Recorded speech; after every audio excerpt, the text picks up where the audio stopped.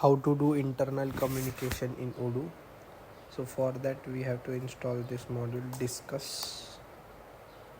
So we have to install this module and go to discuss. So this is discuss dashboard. We can see we can create a group. Let's say SDLC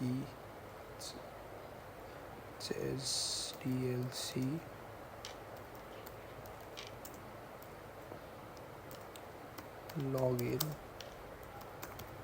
form. So this is our group. So we can say hello. So we can say hello @administrator. So message has been sent that in a group. Now we can directly message to a specific person. So go here and just search for it.